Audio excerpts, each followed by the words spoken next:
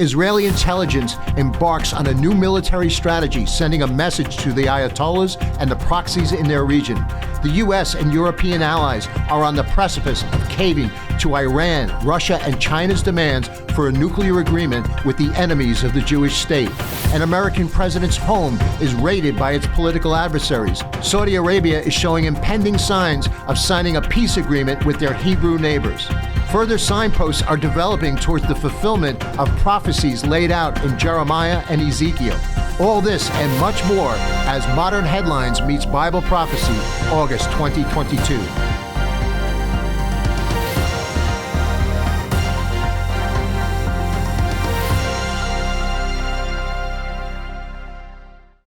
Hello, everybody. My name is Mark. You're watching and listening to the Russick Outlook.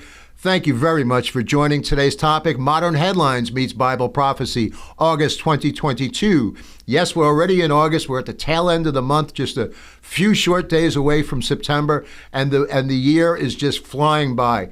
So much happened in the month of August, so I'm excited to unpack a lot of the headlines that we see around the world, how this may be lining up with what we see in the Bible, what was foretold thousands of years ago.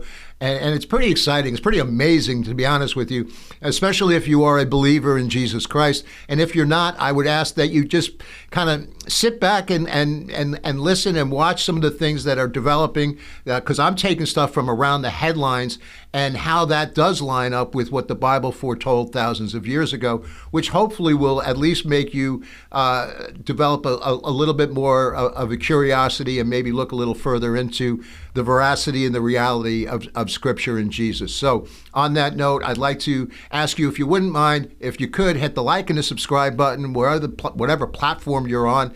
Again, it always helps us get the information out there. And please join our email list, russickoutlook.com. If you go there and sign up for our email, we'll be sure to keep you notified. There's a number of new events that will be happening this fall. We've had some challenges in getting a few things off the ground, such as some live events that we'll be doing on YouTube and other platforms, as well as we're going to be accelerating and expanding our Zoom packages, where we'll be getting into not only some live interactive audiences, but I have some special guests that are going to be lined up for the fall as well. So stay tuned for that. Again, if you're on the email list, we keep you notified. But let's get into this, because like I said, there's so much that happened.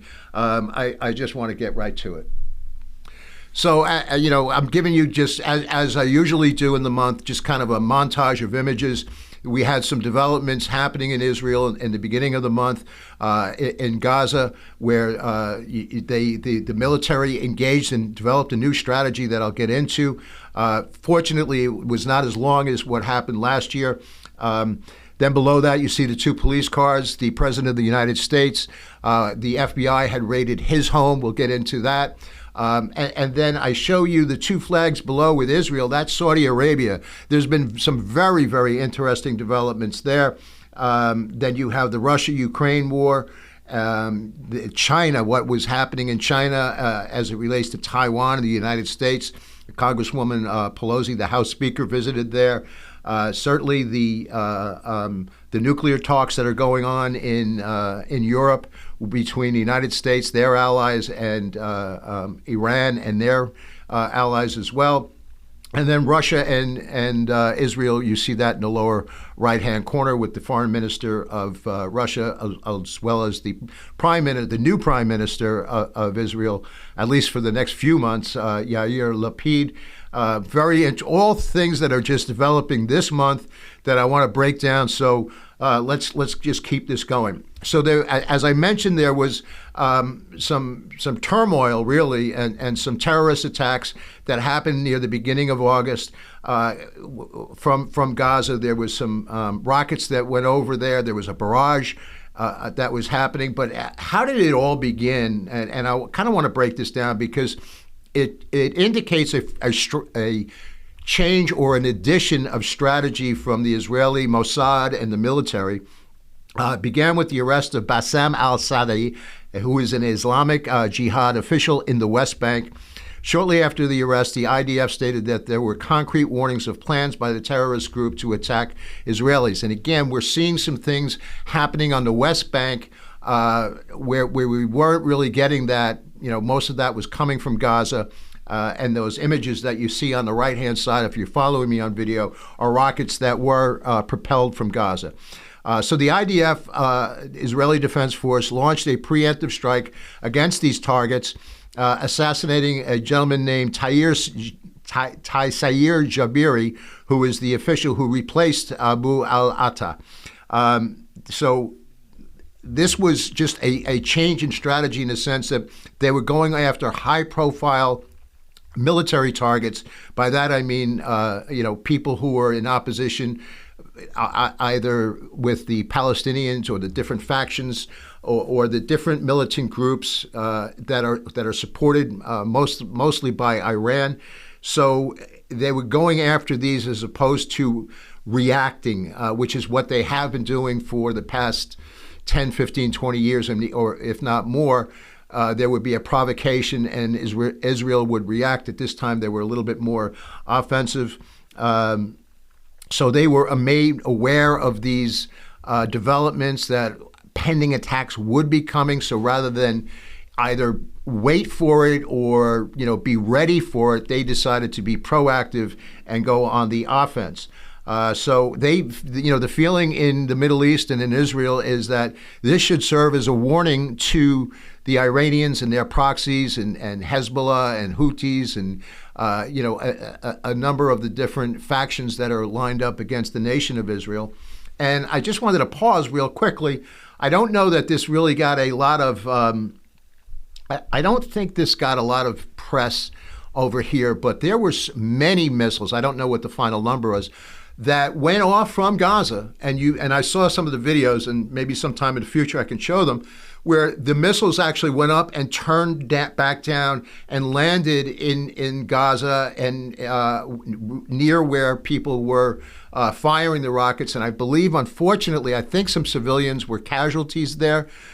But again, you call it what you will. I believe angels are involved because these are spiritual battles. But their equipment, at the very least, if you want to call it man-made, their equipment was malfunctioning. So rather than firing the rockets towards Israel, it wound up coming back into their lands. So Israel's preemptive strike serves not only to set the rules in Gaza, which is primarily what they're concerned with in the immediate, because it's right there within the nation, but to also send a message to Iran, Hezbollah, and other proxies that the Jewish state will not necessarily wait for the attack, and they hope that this would serve as a deterrent, towards their adversaries, towards their enemies. So some interesting developments happening there in the beginning of the month. And then I mentioned Yair Lapid, and I've talked about this last month. Very quickly, the prior government fell pretty quickly, less than a year, and that was Prime Minister Bennett. He did not have a vote of confidence within the Knesset. And then Yair Lapid, who is supposed to be his joint partner they were going to do these little 2-year stints as Prime Minister and as Foreign Minister, or President, Foreign Minister. No, not President. I'll just call it, I forget the exact titles, but doesn't matter. The leader and the foreign minister. So at any rate, he visited Jordan. So let me cut to this real quick. So he visited their neighbor Jordan, which they have good relations with. And again, they wound up discussing a two-state solution because that is what King Abdullah II is advocating. Their government are in charge of what is happening on the Temple Mount. That falls under their jurisdiction. So he discussed a two-state solution. Lapid is considered a little bit more of a centrist, but the feeling is that he's not going to have that kind of clout to really do anything, because they'll probably have the next set of elections just in a couple of short months, more than likely October. But the other point that I wanted to bring here is the United States, under this present administration, is advocating and pushing for the two-state solution as well.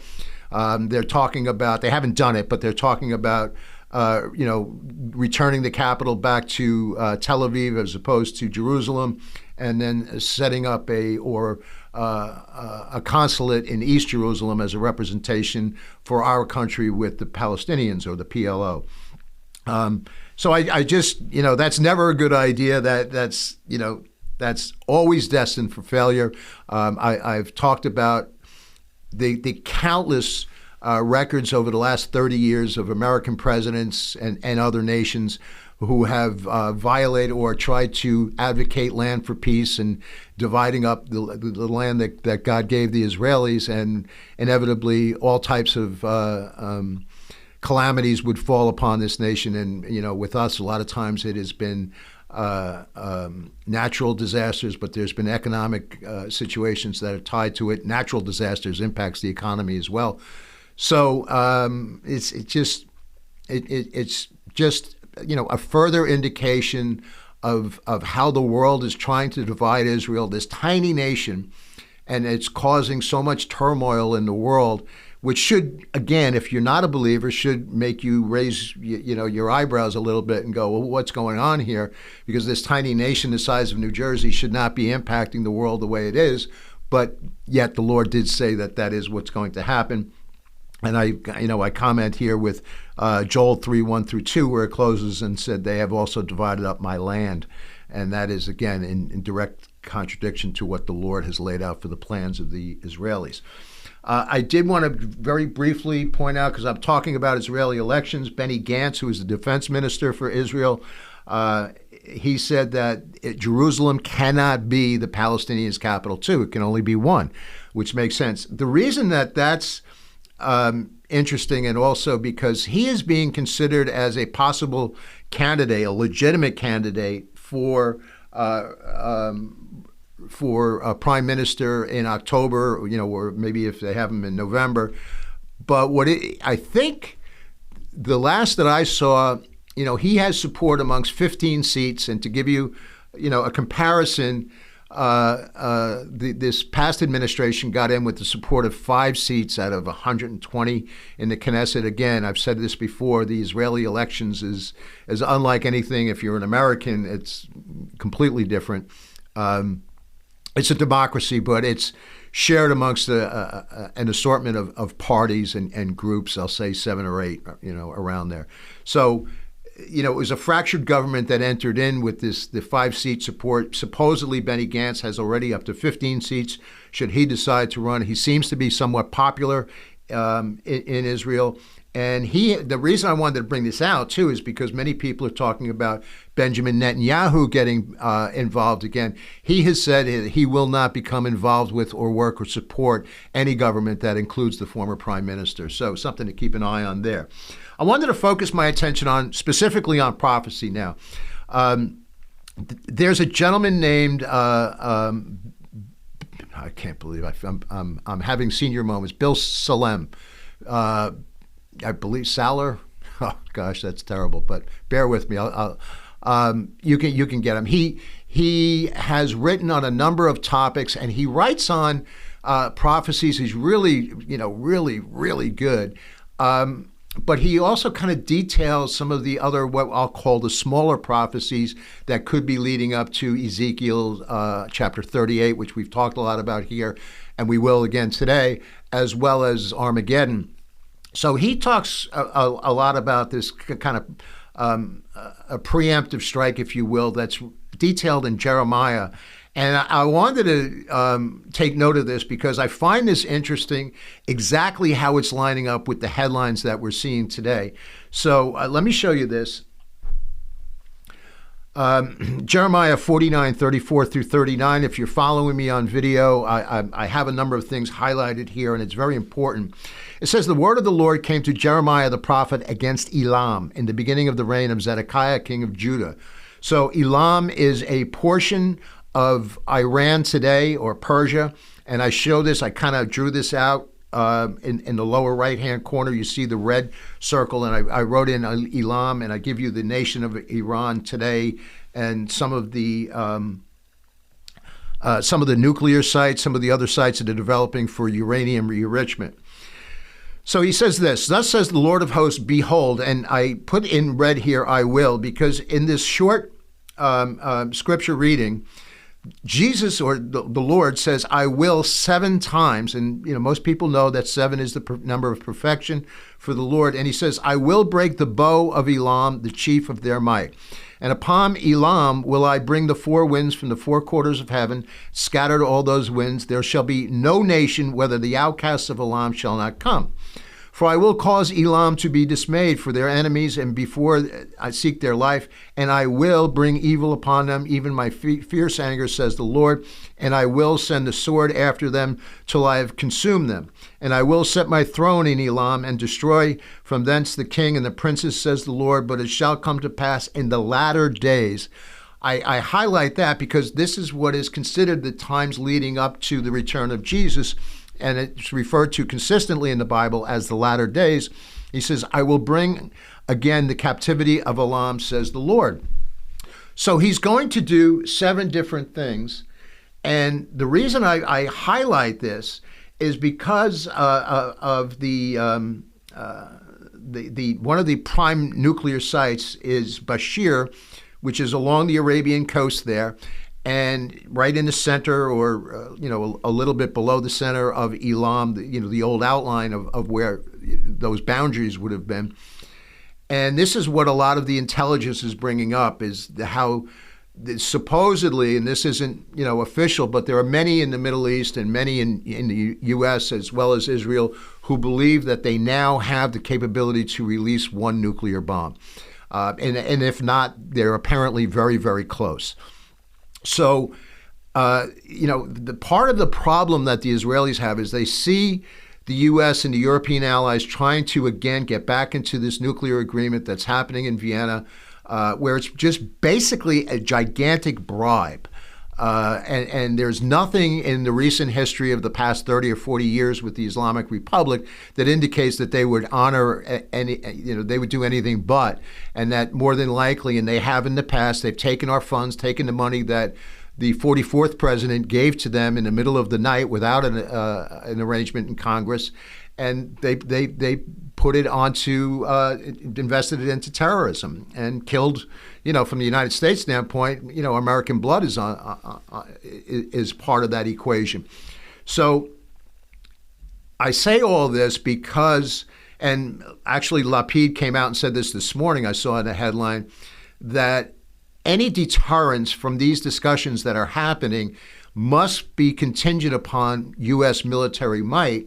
And the problem is there is no comfort, there is not really a belief factor that the U.S. will be standing strong in the Middle East because of the developments that we've seen in 46, the absolute disaster of Afghanistan and the debacle and the betraying of our allies, of our servicemen, as well as the allies that were serving over there with us and leaving all of our military equipment behind. And all that now, but so.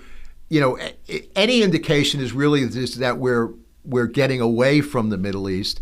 And even though 46 visited there in July, meaning Israel and the Middle East and Saudi Arabia, the general consensus that I can see from around the headlines and other reliable resources, I'll put it that way, is that there is not a confidence in the leaders, the kings, the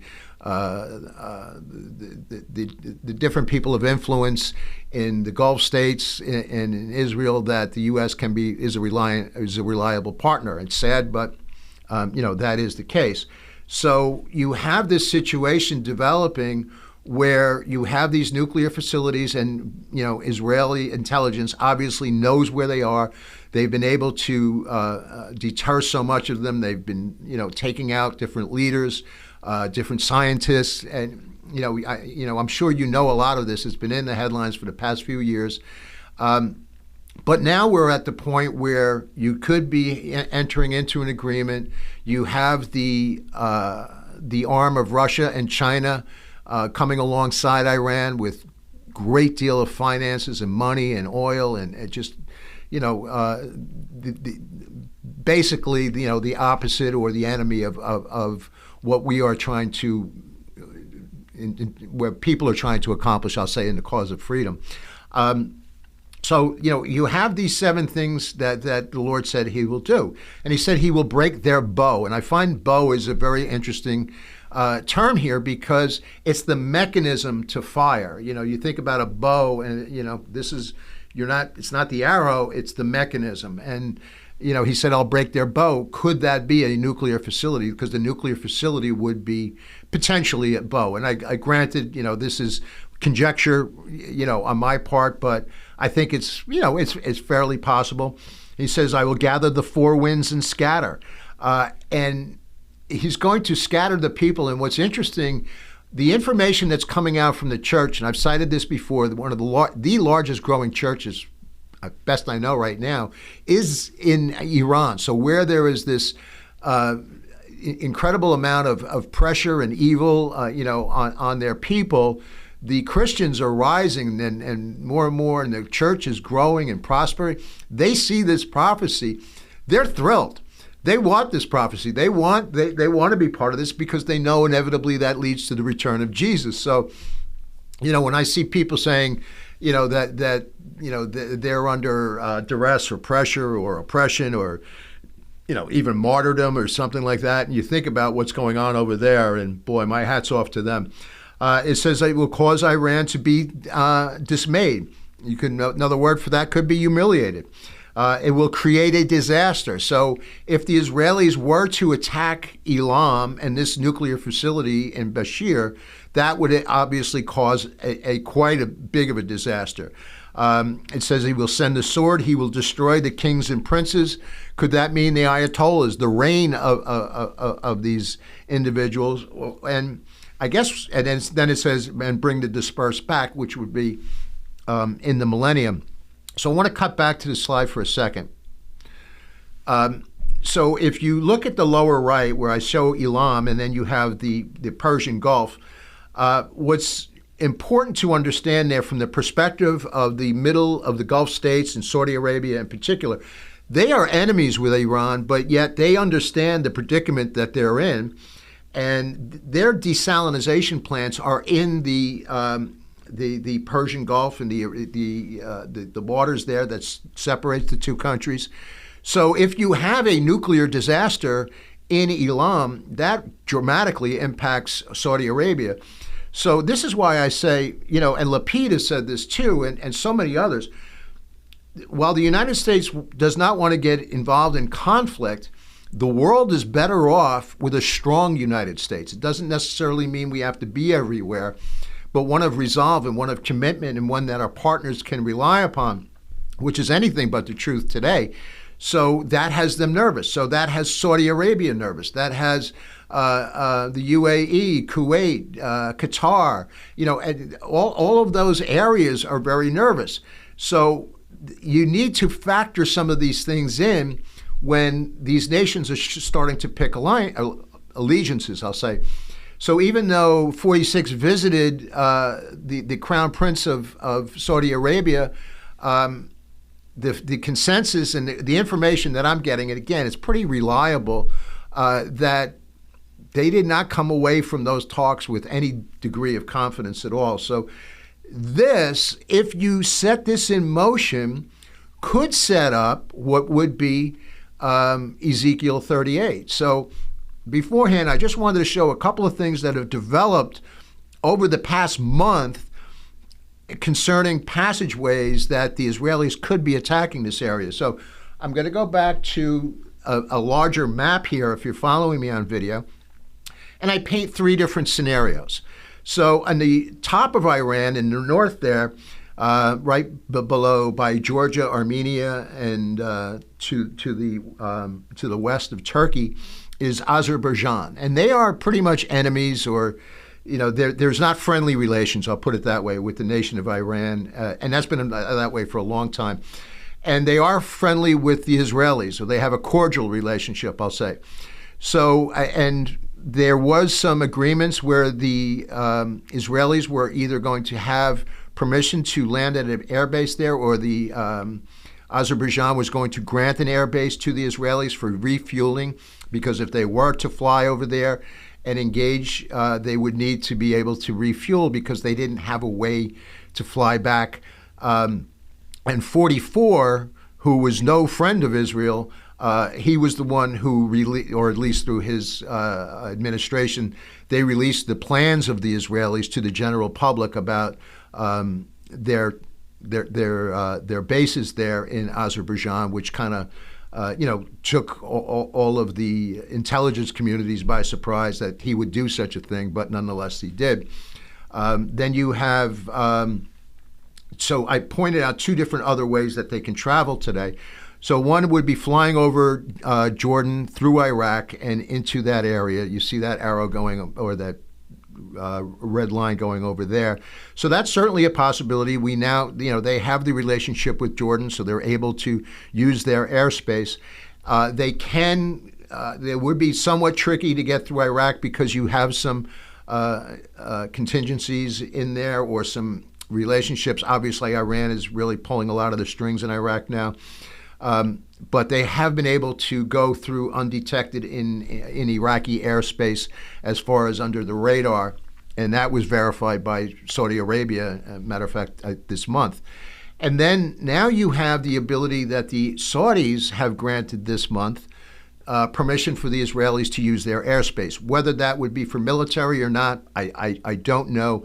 But they've done this in the past month where they've allowed, because of the Abraham Accords, they've allowed the UAE and Bahrain to fly commercially back and forth because now there's relations with Israel and with these Arab countries, and they're using Saudi airspace to fly back and forth commercially, engage in trade now and a whole host of other things, tourism. So that's part of what's happening. So there's three different scenarios that Israel could potentially attack that area of Elam.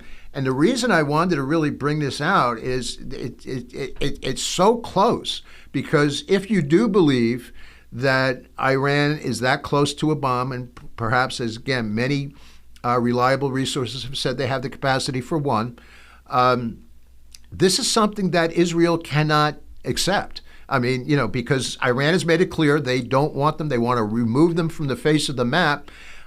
So, as not only Israel, but the United States is, they are the great Satan, and the little Satan is what the Ayatollahs will refer to them as. So their end game is laid out there, and that's something that Israel cannot.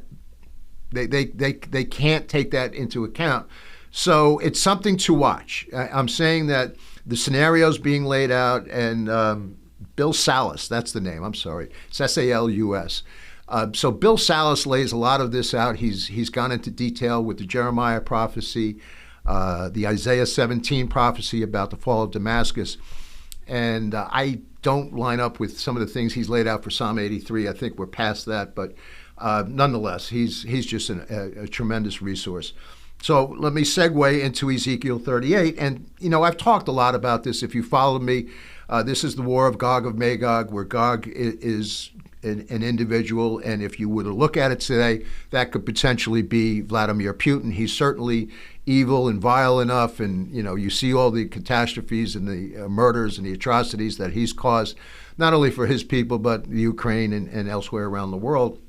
And we're going to get to Ukraine because I think the pieces are starting to line up more and more. So let me go to this. If you're not familiar, I'm just going to briefly explain that there's a host of nations, according to Ezekiel chapter 38, that will align and come after Israel. And I give you, the scripture here I've laid out where it says, "Son of man, set your face against Gog, the land of Magog. The chief prince of Meshach and Tubal, prophesy against him. This is what the sovereign Lord says. I am against you, Gog, O chief of Meshach and Tubal. I will turn you around, put hooks in your jaws, bring you out with your whole army, your horses, your horsemen, and a great horde with the large and small shields, all of them brandishing their swords. Persia, Cush, and Put will be with them, all with their shields and helmets. Also Gomer with its troops, Beth Togarmah from the north and all of its troops, and the many nations." So, again, you can find this information anywhere. I won't go into all of the explanations, but this really represents Russia to the far north, the southern nations, the Stan nations. Persia is modern-day Iran. You have Turkey involved. You have some of the North African nations, Sudan, potentially Ethiopia. Tunisia could be a part of that coalition as well. So they will eventually attack Israel. So what I'm getting at is Jeremiah, if you set that in motion, if you attack Iran on that level, that will bring in Russia, that will bring in potentially Turkey and some of these other nations. And all of them, aside from Russia, are Muslim, are traditionally against the Hebrews. And your southern Russian nations, your Stan countries, Uzbekistan, Kazakhstan, potentially not necessarily Russia, but you have Afghanistan, Pakistan, Kazakhstan, and these are all Muslim nations. So that's basically what is said. And then, and I've cited this so many times, today, where I sit today recording this video, you have the militaries of Turkey, Iran, and Russia on the northern border in Syria, right above Israel. So, something very simple could set this all in motion. And trust me, Israel and many are aware of this, but that's the sensitivity. That's how close things are to escalating out of control. I'm not trying to say doom and gloom here. I'm not trying to bring that out, but I am trying to bring an awareness that, folks, we Christians need to open our eyes, see what's going on, pray with fervency, and get even more hungry for the Lord, to draw closer to Him. What can we do to advance the kingdom of God? Because these things are this close, and God has chosen you to be a part of this in this time. So I'm excited by that, even though I'm writing some of these things or reporting this information. I don't consider myself a reporter, but so one of the things it says here, it says they have brought them out from the nations. So Israel was scattered amongst the nations. It was taken over twice, first by the Babylonians, but then it was scattered after the Roman Empire to all the nations, and God miraculously brought them back, just as Scripture prophesied that they would. So he says this, once they have been brought back from the nations and now live in safety. Now, you can say that could be a relative term, whether they're living in safety or not. I happen to believe they are. About 5 years ago, I was in Israel throughout the whole nation, or most of the nation. I was not in Gaza, and I wasn't in the Sinai either. But aside from that, and I spent, I think, 5 days in Jerusalem, I felt so safe. I never had any hesitation at all. Yes, you see some guarded area, and people will point to some fenced-in area because of the West Bank. But you can get in and out, and there are checkpoints. It's not like you can't get through. So I believe that where they are today they're operating more safely than at any other time in history, particularly based upon the strength of their military and their intelligence.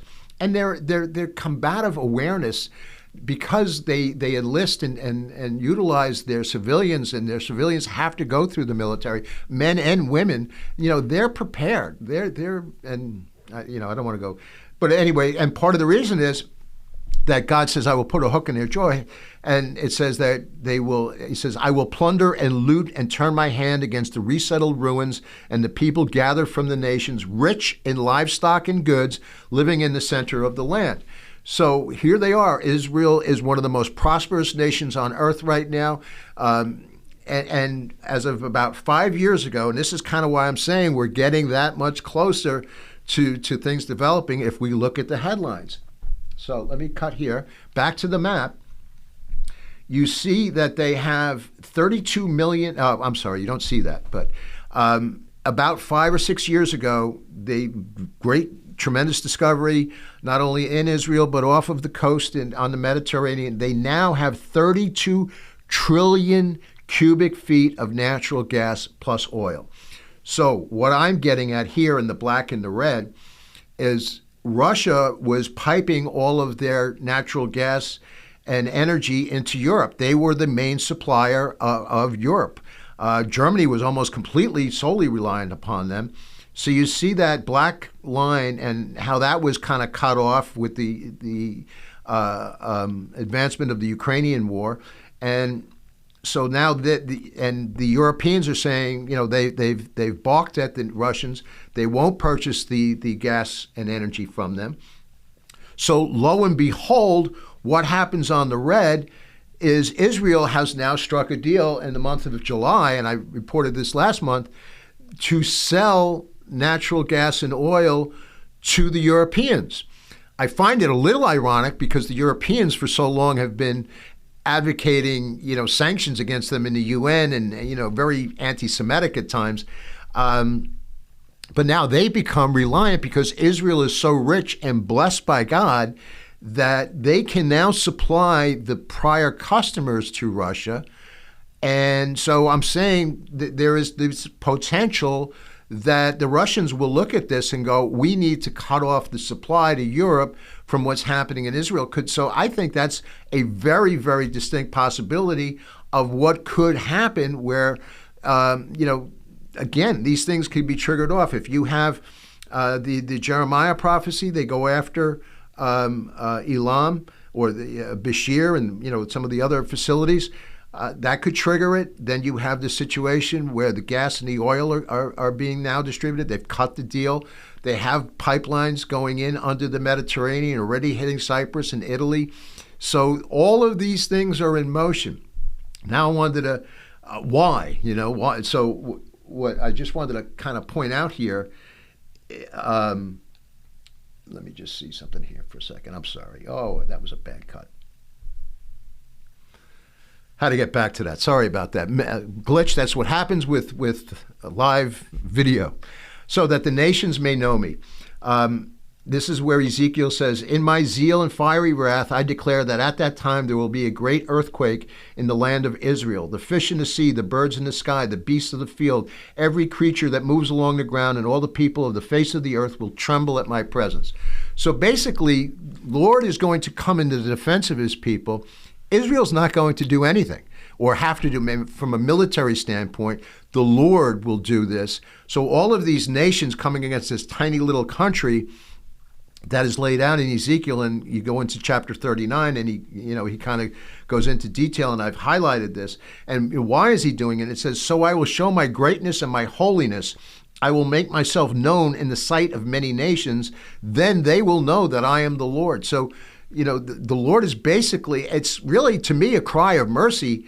And I personally believe, again, it's just a hunch, that you will see, hopefully, I hope, millions upon millions of Muslims give their life to Jesus because they will see what happens in Jeremiah, what happens in Ezekiel, that Allah is a false religion. And I know, some people may take offense to that, but I'm just going to say what it's true. And that they will come to see that the Lord is good and that he's rescued his people. And, this is for everyone, for Jew and Gentile. I believe this is what sets everything in motion to Armageddon. And I believe this happens before Armageddon. I've said this before because it goes on to say that there's 7 months will be followed where they need to bury the dead. Then there's 7 years to clean up the wasted debris. So that really kind of flies in the face of that happening in Armageddon. I believe it's the precipice to set the peace deal in motion for Armageddon. I say all these things because we are potentially, I'm not saying any dates or anything like that close. But, the Lord says, look for these signs. I'm looking for the signs, and I'm seeing them. And he says, if you see these signs, look up, your redemption draws nigh. So I want to get back to Saudi Arabia for a second because of the importance there of what's been happening. There are, again, reliable resources are saying that Saudi Arabia is very close to issuing a peace initiative with the Israelis. And what I find interesting is, if you look at the prophecy of Ezekiel, it says Sheba, Dedan, and all of her villages, they will not engage in this war, nor will they protest this war. And now you have the Abraham Accords, which I think is, again, another sign of things to come, because these nations around Saudi Arabia will not protest. They have a forging relationship with the Israelis. So think about that. And think about the politics, if you will, where the United States had a very significant hand in driving 4 peace deals with part of the Abraham Accords, UAE, Bahrain, Morocco, and Sudan, and barely a peep in the press. They want to mention it. So it just what I'm getting at is the sleight of hand that's being displayed. So then you have Saudi Crown Prince Mohammed bin Salman, who visited and had his fist bump party with 46 when he came. So he's opened the airspace to the Israelis and inching closer to normalization. Other interesting developments there is the Egyptian army has gained the upper hand of terrorists that are raging in the Sinai, and that these terrorists, have been forming near the Suez Canal. Again, a neighbor of Israel and a friend of Israel has helped thwart a lot of that potential of what's going on. I'm going to start to zip through some headlines really quickly, but it kind of points to a lot of supporting what some of the things I've talking about. Benny Gantz heads to the United States. He met in Florida with CENTCOM. Again, whatever he can do to deter or issue warnings to the U.S. not to engage in this deal with Iran. Here's a report. Here, let me get to these headlines so you can see them if you're following me on video. Russia to use Iran to bypass sanctions and sell oil if the nuclear deal is clinched. So part of the arrangement that the Russians are trying to push is that they can get around the sanctions too, because they're allies with Iran. So they're pushing for this to be dealt, and then they would be able to kind of offset their sanctions in conjunction with this deal. IAF stealth planes penetrated Iranian airspace months ago. So it says here the Israeli Air Force F-35 stealth planes penetrated Iranian airspace, according to Saudi media outlet Elaf. Both Iranian and Russian radars failed to locate them. Interesting development there. Europe, kind of getting back to the whole problem with the energy. The French and the German electricities are up 1,000%. Let me say that again. Germany and France, the 2 leading nations of Europe, their energy prices are up 1,000% over last year. So obviously, you take into account what's happening economically around the world, and then this throws a big monkey wrench into it. And it also cites here Russia burning off $10 million of gas a day that would have been sent to Europe. So there's a report that residents of Finland began reporting a huge jet flame coming across the Russian border.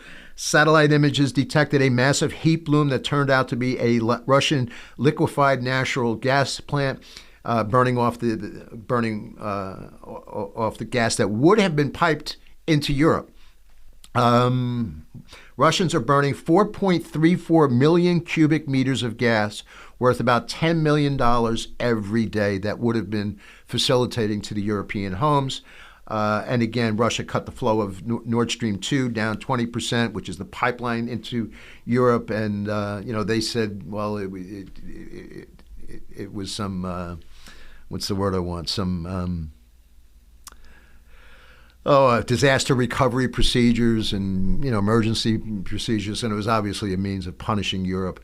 Let's get back to the headlines.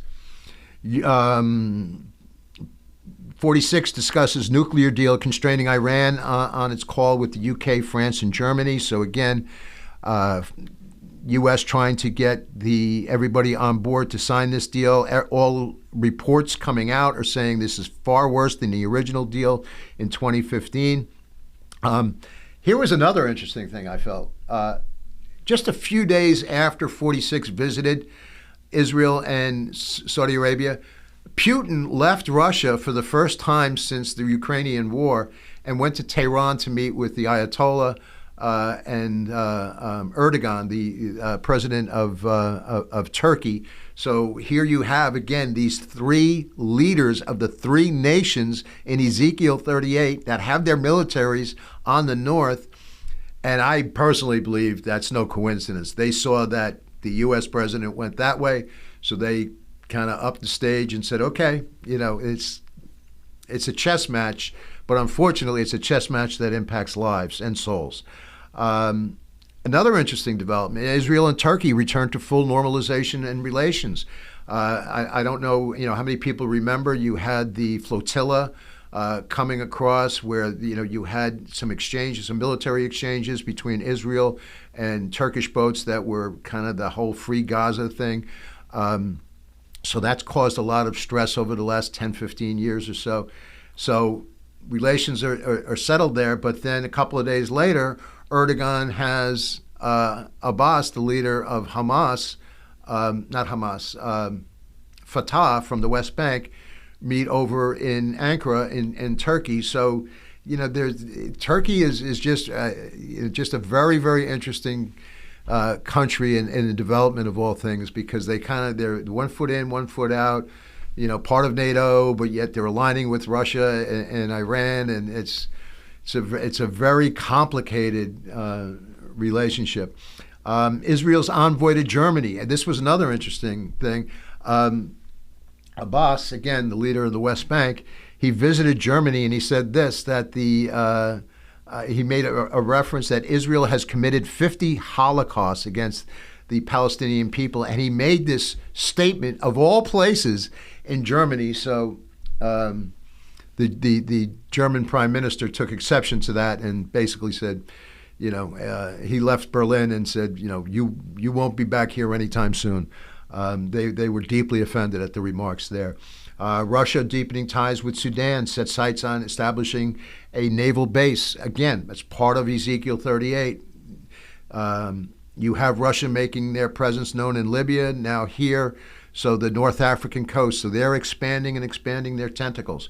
Iranian satellites successfully launched by a Russian rocket.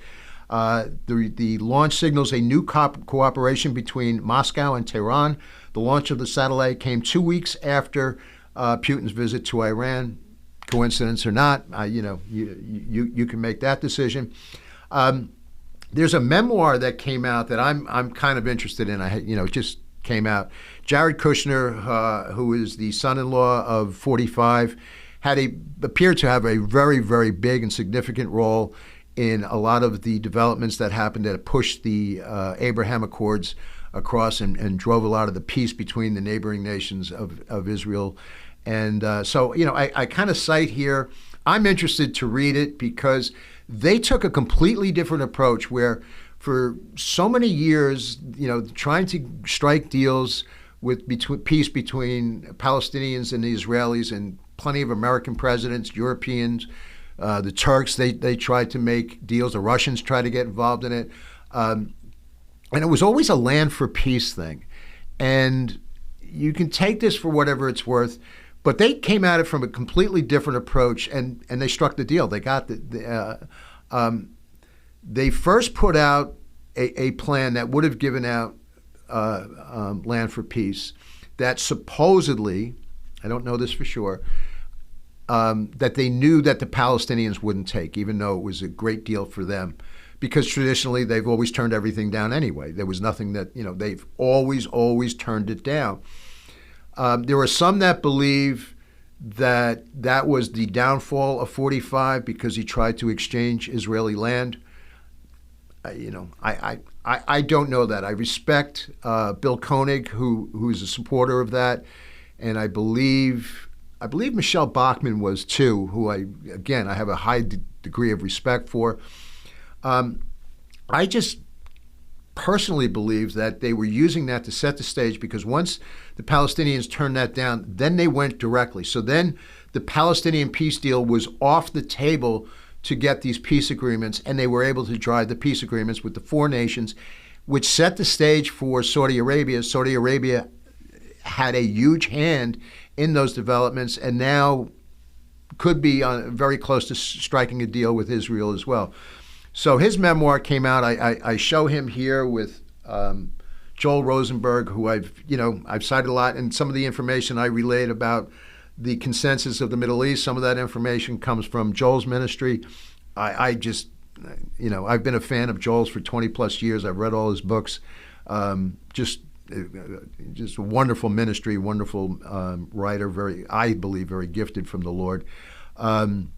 And I'm showing Prime Minister or Defense Minister Gantz visiting Florida and CENTCOM.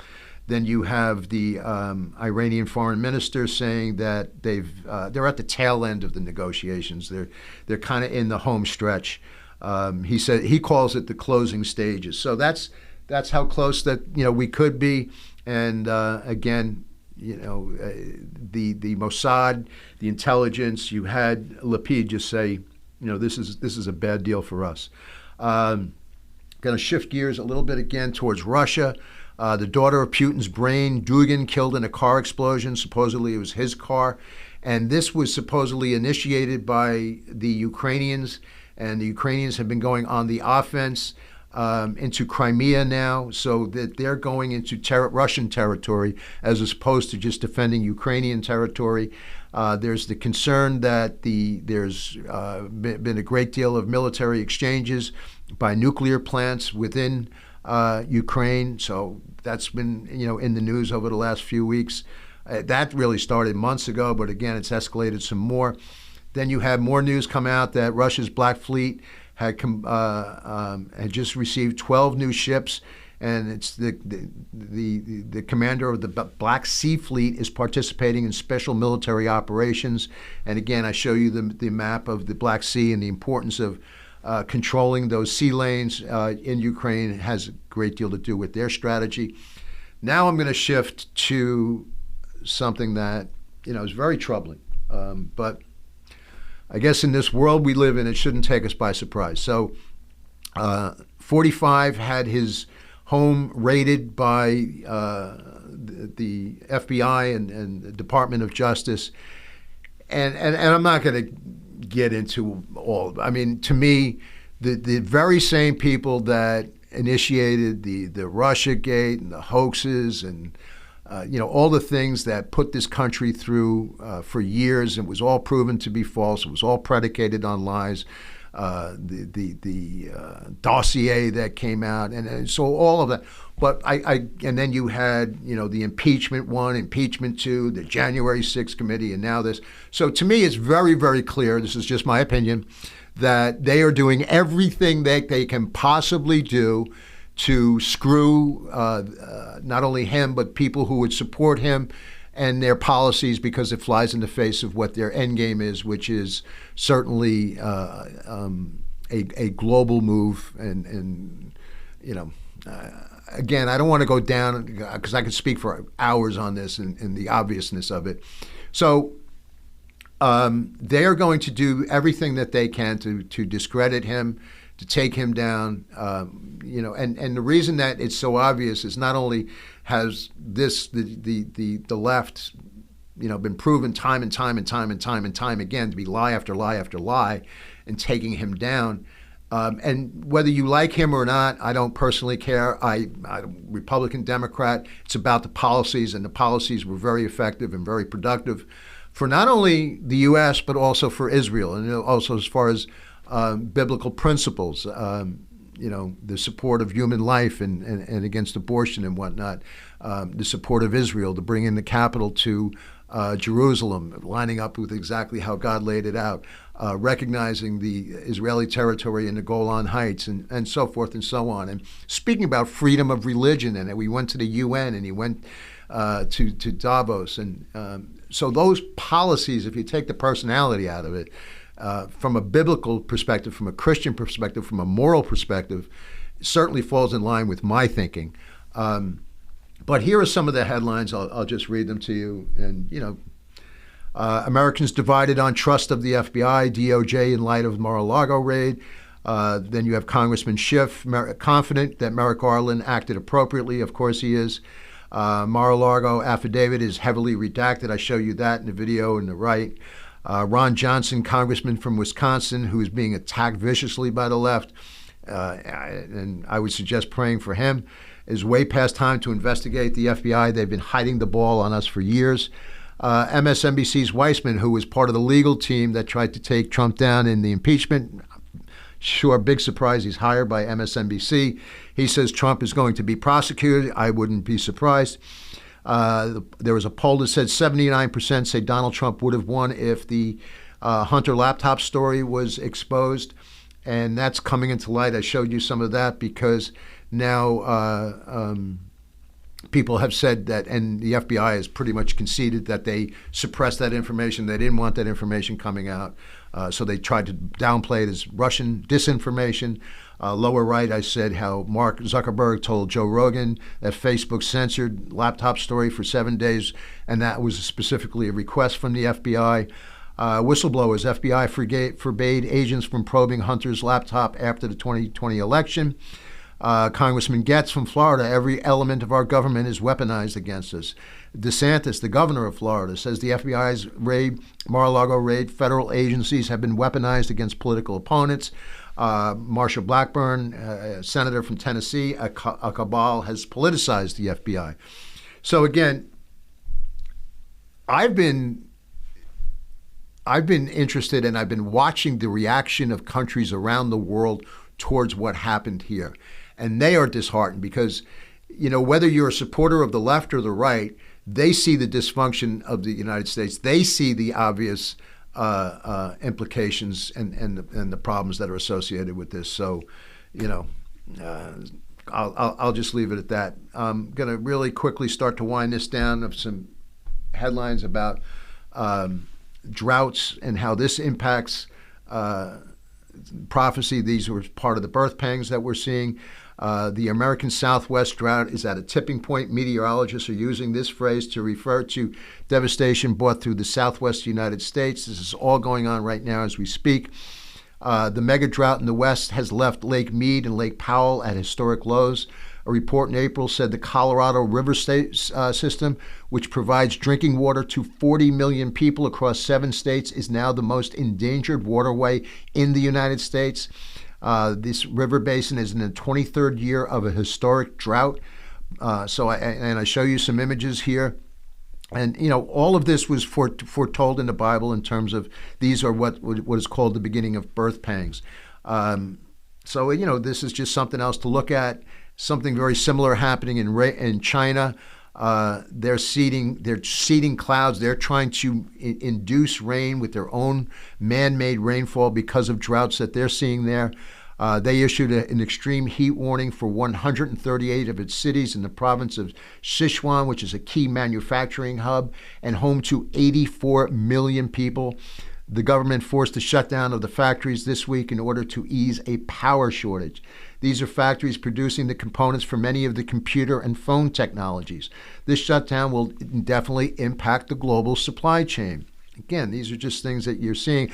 I just don't know that you're seeing all of this from other parts of the country. We see it as it impacts the United States if you're an American, and we do have people from other countries. And I will pause for a second and say I'd like to thank people from, mostly this is an American audience, but I've been hearing from Australia, Norway, India, England.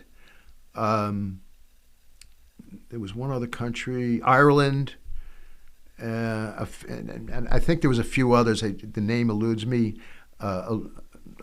Australia, or I don't know if I said that or not, but at any rate, thank you.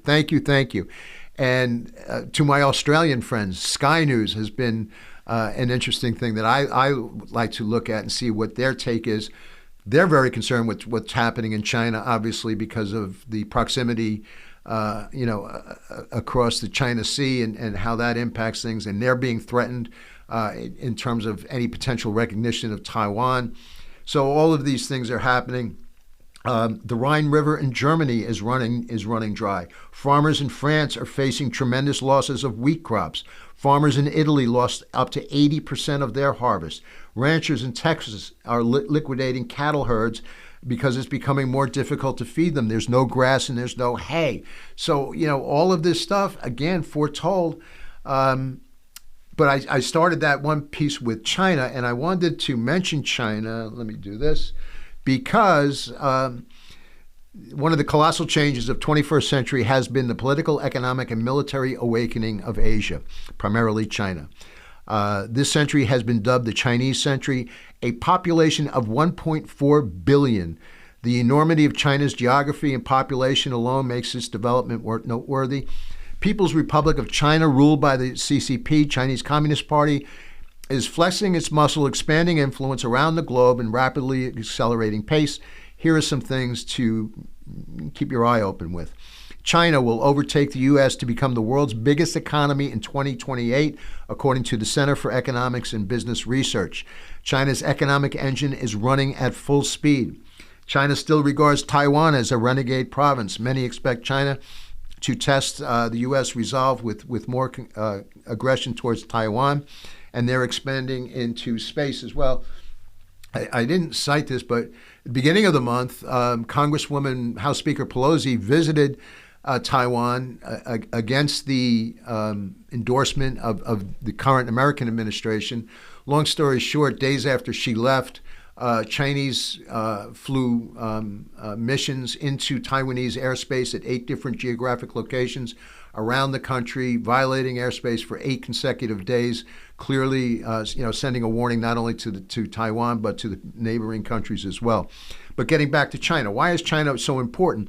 And I've said this before, if you look at Revelation 9:13 through 16, John talks about the army of 200 million. That's an enormous army. China is the only nation in the world that can boast an army of 200 million. This started, I think, in 1965. They first admitted it. But I found some interesting information about this. The most staggering aspect of this prophecy is the size of the army. The total number of troops under arms in World War II on both sides was never more than 50 million. World War II. The Roman army in the first century consisted of 25 legions of about 125,000 soldiers, with an auxiliary army of about the same. Some estimated that when the Apostle John penned these words in AD 95, the population of the entire world was 200 million. For this reason, many are tempted to spiritualize the number, but I won't get into all that. But my point is, you didn't even have that large of a population when John wrote these words, and yet he said he saw the army of 200 million and heard those words. And yet today we see the army of 200 million as part of the kings of the East, and they would potentially be coming across the Euphrates River after it dries. Again, all of these things were said in prophecy thousands of years ago, and that's exactly what's happening right in front of us today. Close with this, just a couple of brief other notes. Catherine Austin Fitts, who, if you're interested in economics and technology, she's just a tremendous resource. She said this: "We are in a period of great change and uncertainty where the central bankers are trying to keep the dollar system going, lengthen the dollar system and accelerate bringing in the new system, trying to bring in the new system without anyone realizing it. They're testing the new system, which will be transactional, and that it's all digital, essentially ending currencies as we know them. There is a DC rumor, and there is a likelihood that this currency could be put in place by the second quarter of 2023. We know that is the future. We just don't know the timing. There remains much concern that the powers could shut off or restrict the use of digital currencies if a person does not comply with federal overseers. We will continue to monitor this very closely." And this clearly lines up with exactly how Revelation said it, that they will control whether you could buy, sell, or trade based upon the mark of your hand. So the technology, everything's here. It's moving towards digital, and the U.S. dollar is in dangerous waters, I'll put it that way, as far as, being the staple, being the mainstay of what people would be able to use. World Economic Forum, solid rational reasons to implant microchips in kids. I've talked about the World Economic Forum before, and Klaus. It says, claiming augmented reality technology has the ability to transform society and individual lives. The WEF recently suggested that there are solid, rational, and ethical reasons to consider implanting children with microchips. According to an article published this month on their website, implant technologies could become the norm in the future, and they form part of a natural evolution that wearables once underwent. So, you see all these things of how they're impacting kids today, and, what we've seen with the past couple of years, and just it's breaks my heart that these kids have no say in what's going on. It's part of the end game. Last, I just wanted to cite Beto O'Rourke, who's running for governor of Texas. He says he refuses to support any limits on abortion, even partial birth. The reason and if you followed some of the anti-abortion or pro-life arguments back and forth over the past couple of months in light of what happened in the Supreme Court a few months ago in June, and you saw the leading up to that, there was just so much rhetoric going on and people coming out in support of not only ending the life of a child in the womb, but then even after the child is born. I mean, that's the point that it went to. I've said this many times. When this law was first put into effect in the 70s, it was supposed to be for safe reasons and for certain special situations, and it was within the first couple of months. But it's now grown. Not only now you've taken this to 9 months. Now even after the child is born, they're saying, yeah, you can do it. And the reason I wanted to cite this is a man who's running for governor of Texas. I believe Texas is 9th, 10th largest economy in the world. Texas, never mind the United States, state of Texas. It's right up there. Could be 11 or 12, but and he's running for governor. Texas is such a. I believe it's the heart of this country, and I live on the East Coast, and I have the highest respect for the Texans and people of the Midwest because they are, the heartland between the two coasts. Those people to me are the glue that holds this nation together. And the left is after it badly wants to take Texas down, and I'm hoping he does not get voted in, but.